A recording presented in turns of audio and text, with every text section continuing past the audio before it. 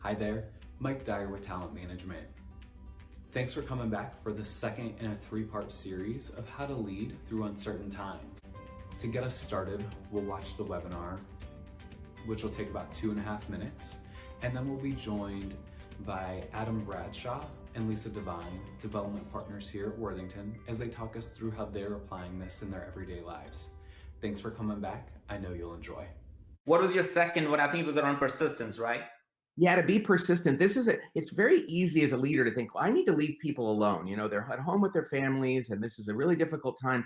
So I just won't bother them very much. It's like, no, the opposite. Constantly be in communication with them.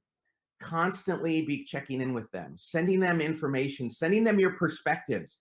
No one is going to look back in October and say, you know, that manager of mine, I just got so tired of him checking in with me and caring about what I was feeling and thinking and communicating with me. I wish he just left me alone. That is a crazy thing to do, but it's very natural for people to think I should do that. Most of us are sitting at home really hungry for connection.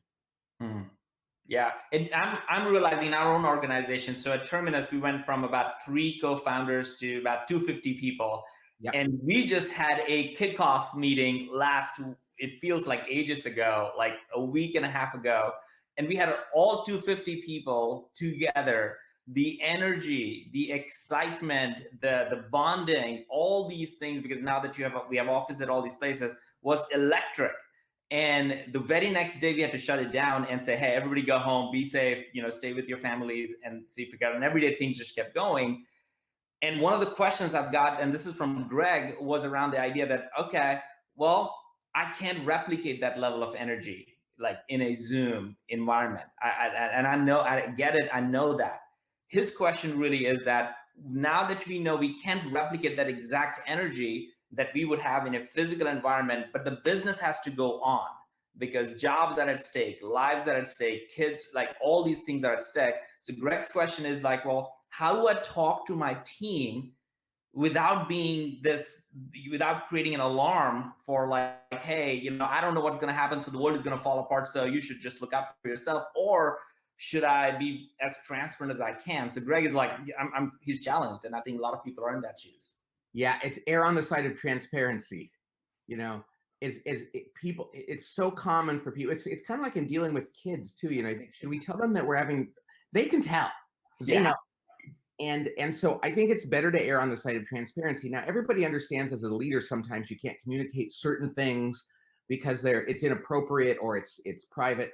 But generally speaking, this is a time to let people know what's going on with you personally and what's going on with the business. People appreciate that and they respond very well to it. It's not going to be comfortable though. It's not going to be comfortable. I think that's the thing. If we're looking for comfort here, I mean, comfortable for ourselves as leaders, if we're not pushing ourselves out of our comfort zone, we're not going to be great leaders during this time. So I would say, let people in on what's going on and admit what you don't know. Yeah. I don't know how this is going to turn out. I don't know what's going to come from this, but I know that we're going to be together in it and we're going to work through it, and I'm going to give everything I have for you. As we just heard, the second in the elements of leading during uncertain times is the idea of being persistent. And one thing that really stood out to me is when Patrick said that this is going to be a bit uncomfortable because it takes each of us being willing to step out of the ways in which we're used to working, the ways in which you're used to doing things. But at the same time, by doing that, we can continue to build trust amongst the teams on which we work. And so joining me today are Adam Bradshaw and Lisa Devine, both senior development partners. And just like we did previously, we've got 2 questions that we're going to ask, and Lisa and Adam are going to walk us through their thoughts. But we'd love to hear from you. So please take a second and leave your thoughts in the comments below. So with this, Adam, Lisa, the first question that I have for you, we each had habits and routines and things that we were doing in the office that helped us connect, help us, have a meaningful connection, help us achieve goals. Is there something that you were doing on the team that you were on that you stopped doing or slowed down since we moved to working from a distance? And with this idea of being persistent in mind, is there a way in which you might start that back up? Or maybe it looks a little bit different, but you want to try something a bit different just to stay engaged with your team. Talk to me about that, Lisa. What does that look like for you? Well, one of the things I was thinking about is we had a group of folks in HR that we would do wall sits every morning. I'd sent out an appointment for anybody who wanted to join, and we had a pretty good steady Eddie group, a core group that would go every morning about 8:30 and go sit on a wall. And it was a great time to connect and just say, how was your night or how was your weekend, while getting in shape. So obviously that stopped when we started working remotely. And I thought about how much I missed that, but didn't really want to be adding something additional to someone's day. And then after listening to Lencioni's talk, I thought, man, that would be great to start that up again. So I think that I'm going to start that. So the challenge is on. You core group, you folks that were a part of that, you know who you are, right? I'm going to be calling on you. The challenge to anybody else who's listening to this, if you want to join the Daily Wall Sit group, just send me a jab or send me an email and I'll add you to the invite and we can do that virtually. I'm thinking maybe we'll just pick up the phone and kind of FaceTime or something, or even at least be on the call so we can say, don't give up, you can go 3 minutes, don't give up, you can go 4, just to encourage one another. And just try to remember that those relationships that we have are so important. So I think that's a fun way to do it. I'm going to start that back up. Challenge is on. Awesome. I'm ready. Looking forward to it. Adam, how about you? Anything maybe that you were doing with the team or you weren't doing with the team, but that in this vein of being persistent, you might start doing or restart doing? You know, when I saw the question immediately, I thought, I don't know of anything specific that comes to mind that that I want to restart, but it's more about things that I've taken for granted. Now that I'm working virtually, there are things that I miss the human beings around me. I miss the connection. And so what I've tried to do, and our team's done a really great job at leading me in this, is to be more intentional about reaching out, just quick hellos, to encourage people, to say, hey, I'm thinking about you, I'm here.